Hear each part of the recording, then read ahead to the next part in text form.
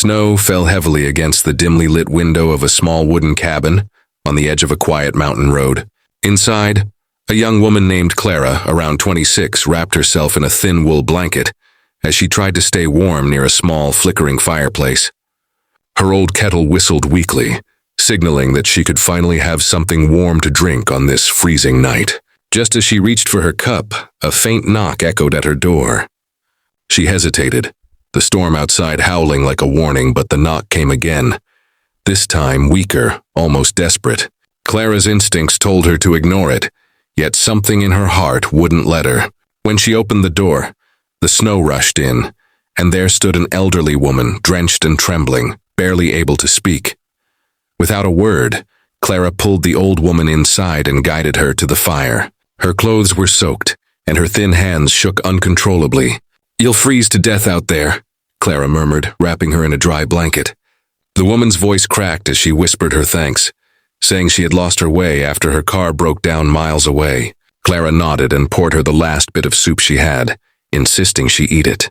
The woman looked at her with tearful eyes, as if she couldn't believe such kindness still existed. The storm outside intensified, but inside the small cabin, a fragile warmth began to grow between two strangers united by compassion. Throughout the night, Clara tended to the woman, who introduced herself as Mrs. Ellis. She spoke little about herself, but expressed deep gratitude for the shelter. Clara gave her the bed and chose to sleep near the fire, keeping it alive with the last few logs she had left. The cold seeped through every crack, and Clara's fingers ached from the chill, yet she refused to complain. Mrs. Ellis noticed this and silently admired the young woman's strength. When dawn finally broke, the snow outside had stopped, leaving a thick white silence over the landscape. Clara smiled weakly, relieved they had both made it through the night. When morning came, Mrs. Ellis insisted she needed to leave as soon as the road cleared. Clara tried to convince her to rest a little longer, but the woman said she had important matters to attend to. Before leaving, she asked Clara for her name and where she lived exactly. Clara laughed softly, saying there wasn't much to tell. She lived alone, working odd jobs in town, and barely got by. Mrs. Ellis nodded thoughtfully, promising she would never forget what Clara had done. The young woman brushed it off modestly, thinking it was nothing special.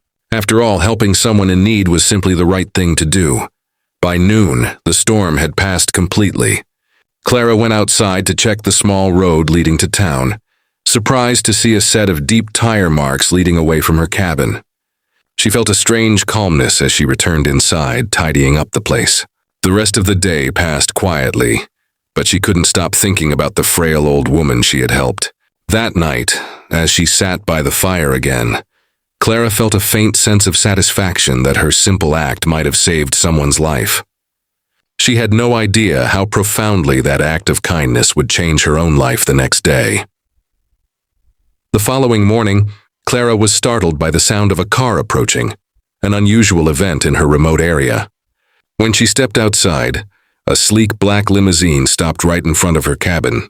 The driver, dressed in a dark coat, stepped out and opened the door for a sharply dressed man in his 50s. He looked confident, powerful, and completely out of place in this frozen wilderness. "Miss Clara?" he asked in a formal tone.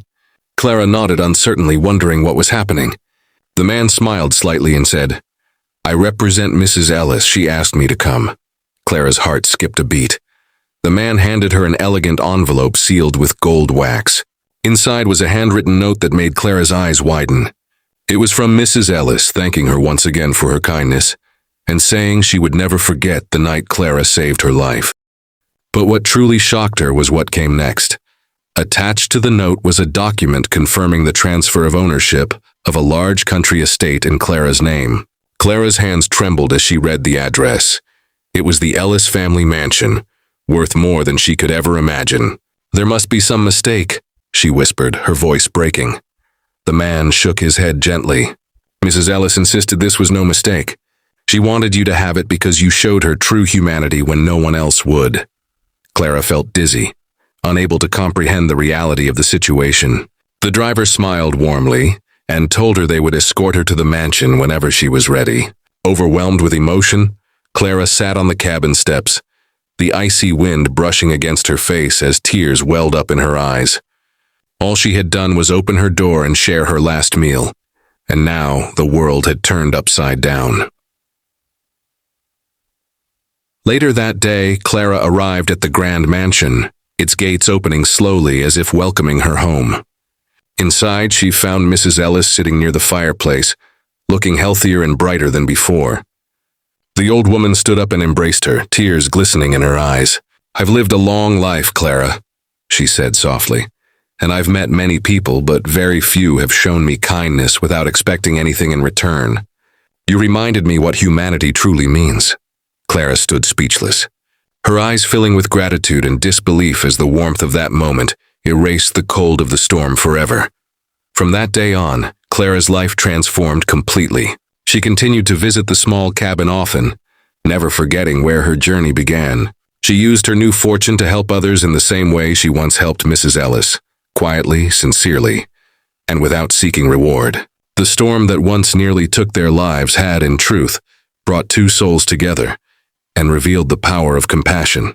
Every time the snow began to fall, Clara would light a fire by the window and whisper a silent thank you to the night she opened her door. The warmth of that choice would live in her heart forever. The next morning, the woman awoke to the soft glow of sunlight streaming through the frost-covered window. The storm had finally passed, leaving the world blanketed in white silence. She turned toward the old woman, who was still asleep but now looked peaceful, her face no longer pale and weak. The young woman smiled with quiet relief. She quietly prepared tea, her hands still trembling slightly from the cold.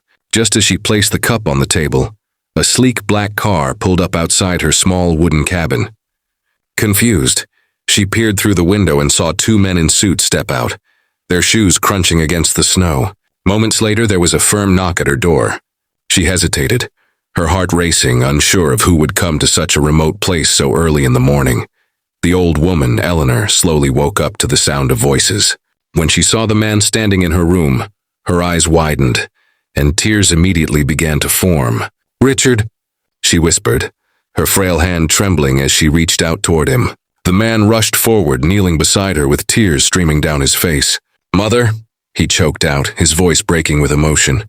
The young woman stood frozen, watching this reunion unfold, not fully believing what she was seeing. Eleanor gently touched her son's face as if to make sure he was real. "I thought I lost you forever," she said, her voice shaking. Richard took her hand and pressed it against his cheek. "I've been looking for you for years," he said softly. The air in the small cabin filled with warmth and disbelief. The young woman realized that the frail old lady she had rescued from the snowstorm was not a helpless wanderer.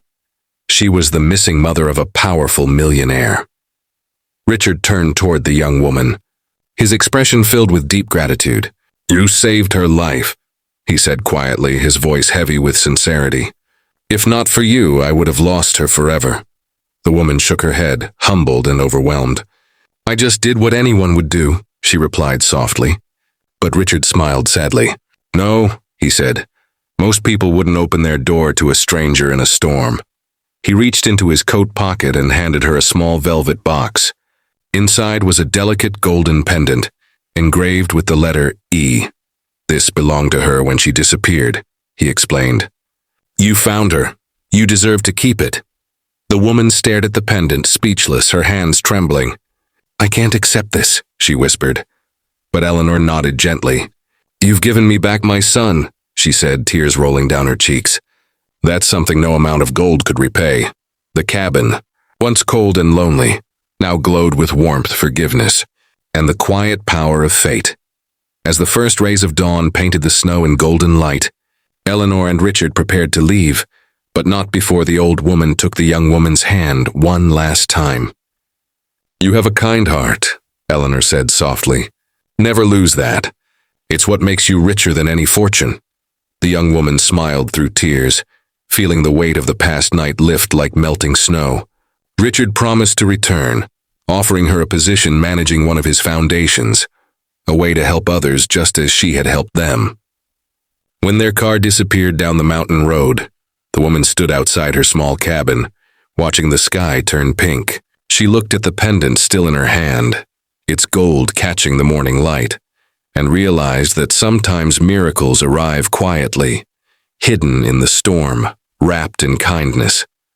What began as an act of compassion had rewritten the story of 3 lives forever, proving that love, not wealth, is the truest measure of fortune.